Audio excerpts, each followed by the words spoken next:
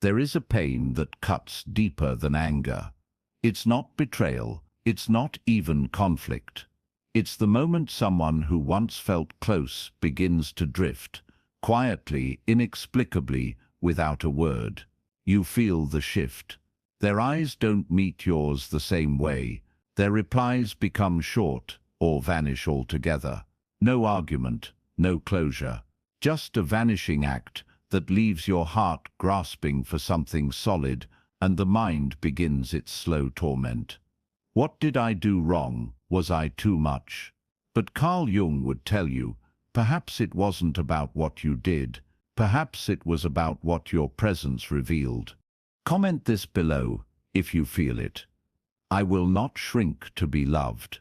In Jungian psychology, the soul holds truths that the ego cannot always tolerate, and when one person carries a strong light, a clarity of being, a depth of presence, it can shine into the hidden places within another.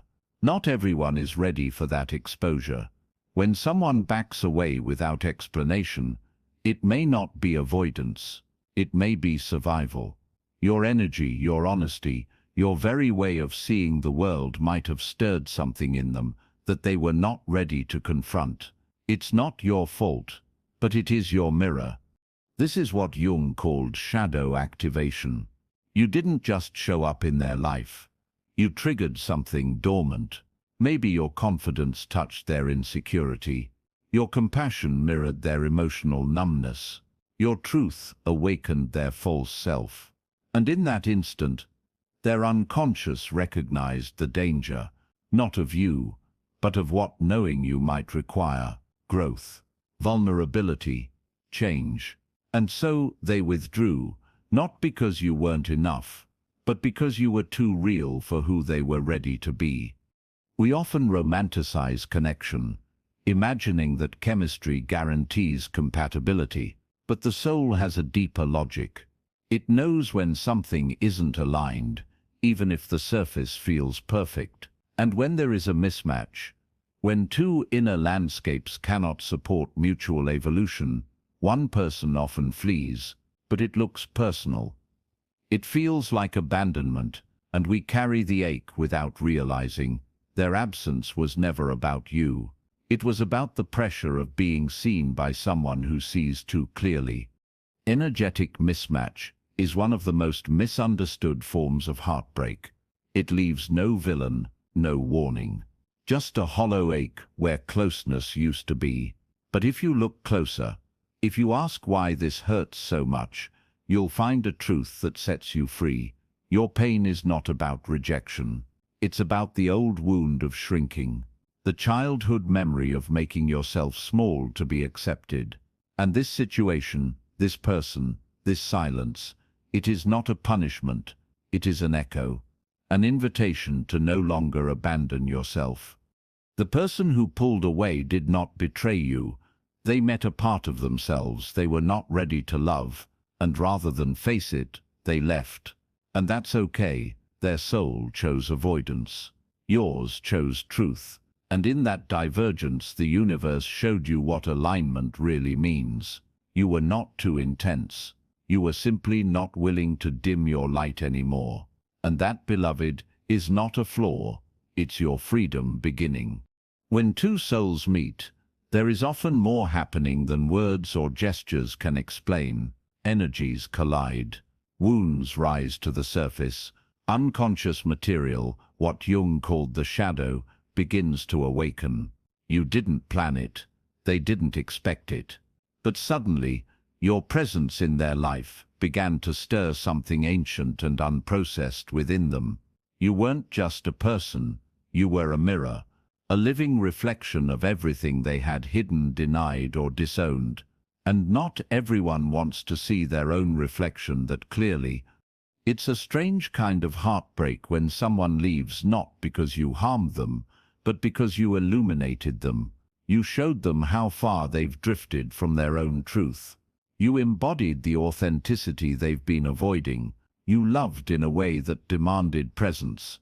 And while part of them may have longed for that, the stronger part, the defensive ego, feared it. For Jung, this moment is critical. It is the soul's confrontation with truth, and the choice for them was to retreat into the comfort of what's familiar, even if it means losing you. They may have praised your depth at first, admired your strength, been drawn to your clarity like moths to a flame. But the closer they got, the more exposed they felt. Your love, pure as it was, became a spotlight. It showed them not what they were, but what they weren't ready to become.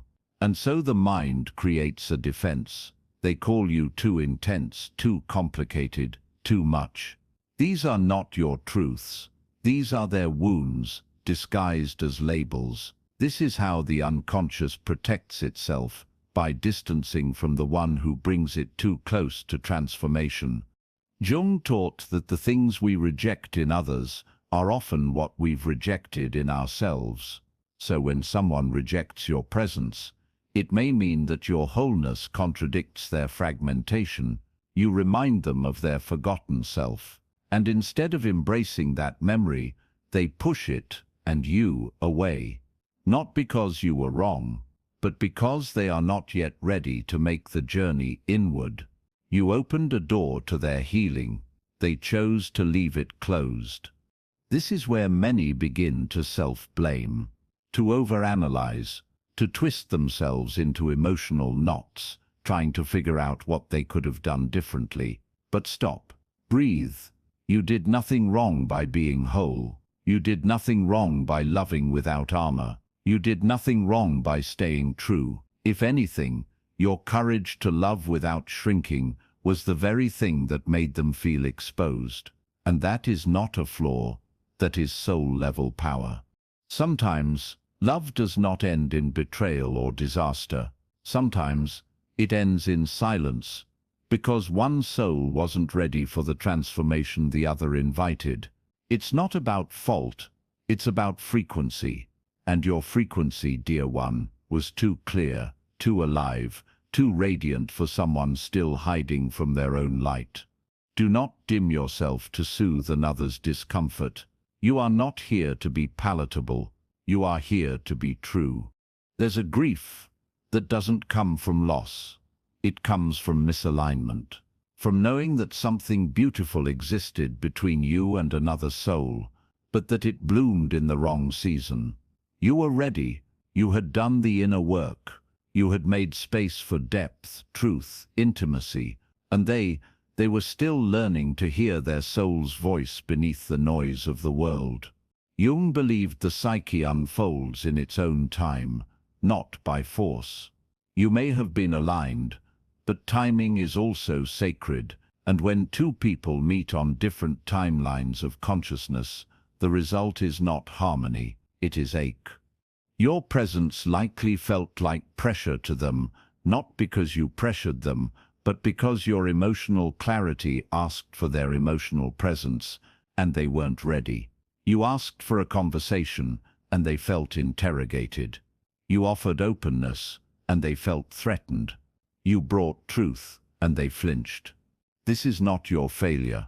This is the resistance that arises when truth meets fear. Their discomfort is not proof you should shrink. It's proof you're evolving beyond the need to be tolerated. When a soul is not yet ripe for self-awareness, even love can feel unbearable, because love, in its purest form, always reveals. It unmasks. It invites. And to the unprepared, that invitation can feel like a threat.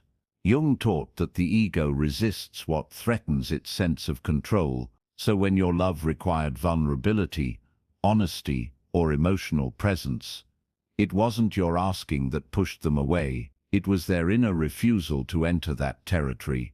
You were not too much. They were simply not ready for what your soul awakened in them. We must learn to bless the mismatches, not because they didn't hurt, but because they taught us what not to apologize for. Your light is not negotiable. Your sensitivity is not shameful. Your depth is not a flaw to be explained. These traits, though often misunderstood, are your gifts, and the ones who walk away from them are simply not the ones sent to stay. You are not here to prove your worth. You are here to embody it, whether it is seen, accepted, or not. This ache you feel, it's not just about them. It's about all the times you've dimmed your spirit to keep peace. All the times you've mistaken rejection as evidence that something's wrong with you. All the times you've twisted your authenticity into something softer, quieter, less reflective, just to be held. But now you see, the ones who are meant to walk with you will not need you to shrink. They will meet you at your depth, not run from it. So if someone leaves when you are most honest, let them. If your truth scares them, bless them and release them. You are not too bright. You are the signal that their own soul still slumbers. And if they're not ready to wake, that's not your burden to carry. Your task is to remain awake, and to keep walking toward the ones who recognize your light, not as threat, but as home. To be deeply seen is one of the greatest gifts, and also one of the greatest threats to the ego. When someone pulls away from you without warning, it's easy to believe it was something you said, some flaw you failed to hide. But Carl Jung taught us that the human psyche doesn't always respond to reality, it responds to projections. When a person hasn't done their inner work, your presence becomes a canvas onto which they unconsciously paint their fears, wounds, and unresolved stories. You didn't cause the discomfort, you triggered the truth they've been avoiding. In your openness, they may have seen control. In your directness, criticism. In your emotional clarity, accusation. These are not your truths. These are their interpretations, shaped by past pain. The deeper your energy reaches, the more their internal defenses scream for protection. It doesn't mean they are malicious. It means they are unready. And this is one of the most painful truths to face, that sometimes love alone is not enough. Without self-awareness, even the most beautiful connection will feel like danger to the unhealed mind. We all carry wounds, but not all of us are willing to tend to them.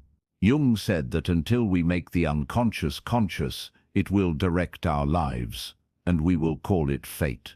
When someone disappears after you've opened your heart, it may be because your presence touched a place in them that is still raw. You didn't wound them, you revealed the wound, and that revelation, though unintentional, was more than they could bear. So they left, not because of who you are, but because of what they could not yet face within. You may wonder if you should have softened, been quieter, shrunk yourself into a more acceptable version. But that would be the death of your truth. Do not betray your soul to maintain someone else's comfort. Real connection, conscious, honest, transformational connection, requires two people willing to meet their own shadows. If they won't do that, your presence will always feel too much, even when it's simply real. And you are not here to play small so others don't feel exposed.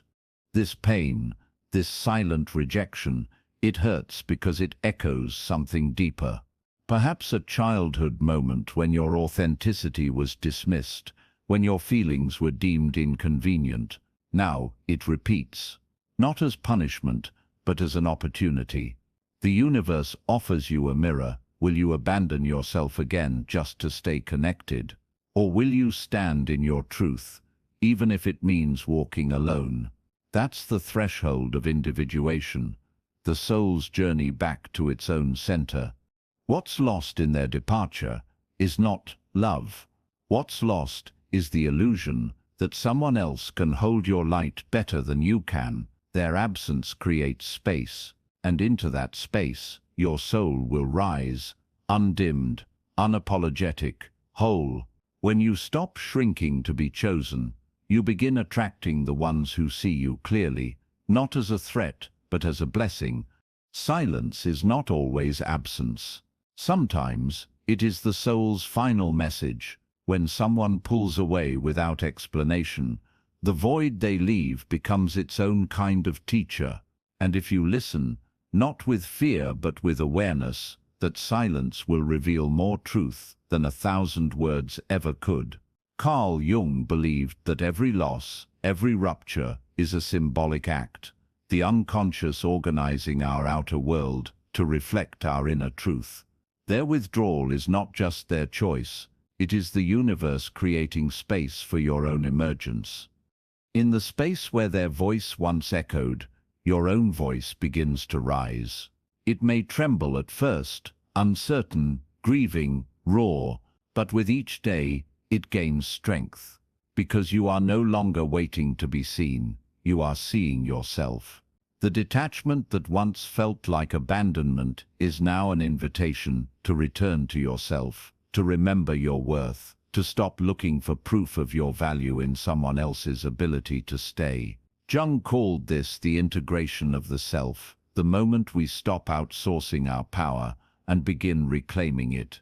It's tempting to chase clarity, to demand closure, to seek an explanation for their distance, but sometimes that need is just another way of clinging.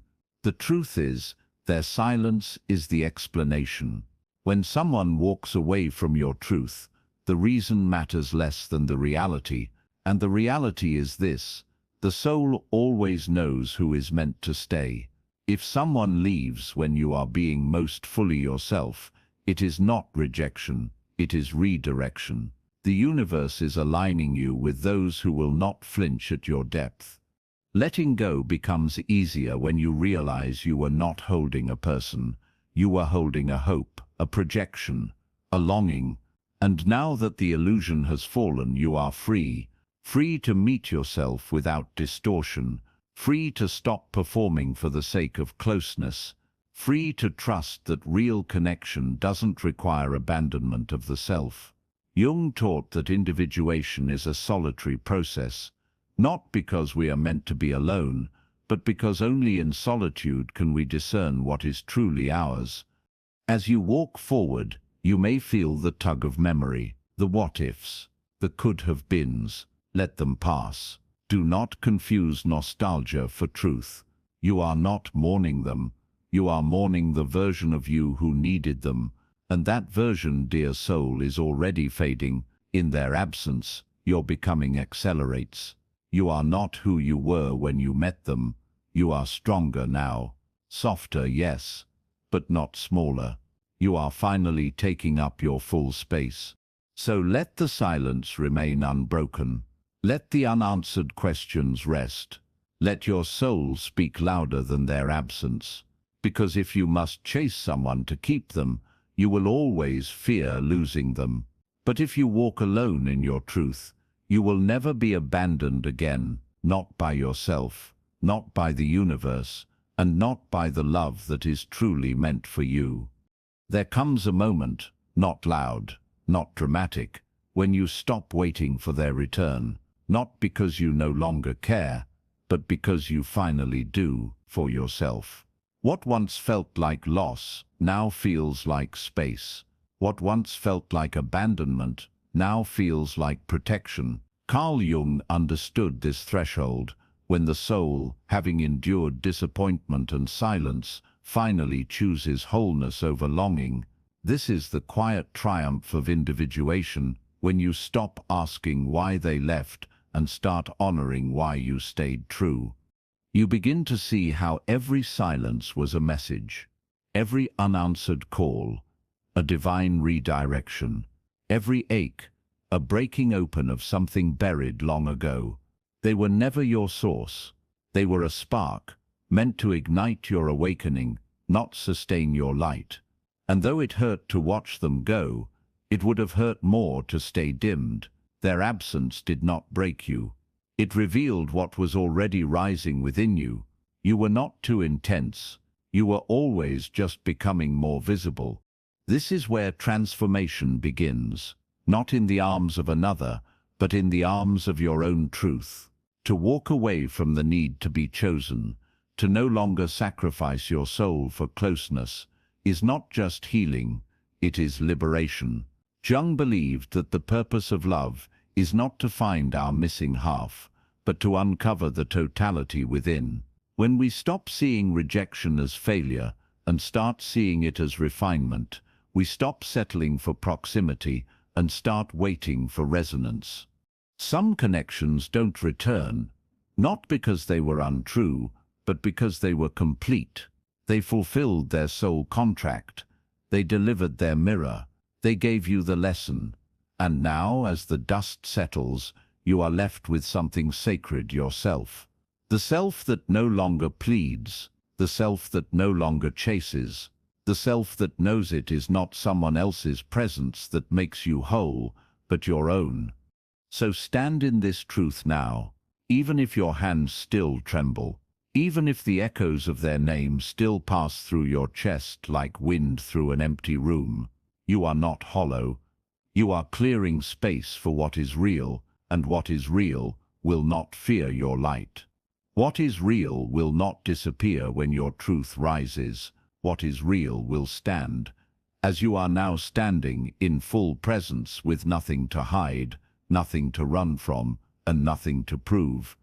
The universe never takes without giving, but it waits for you to release what was never meant to remain. Let them go, not in anger, but in love, for you, for the path ahead, for the soul you are becoming. In the end, you will not remember the silence or the absence. You will remember the moment you stopped begging to be seen and began seeing yourself.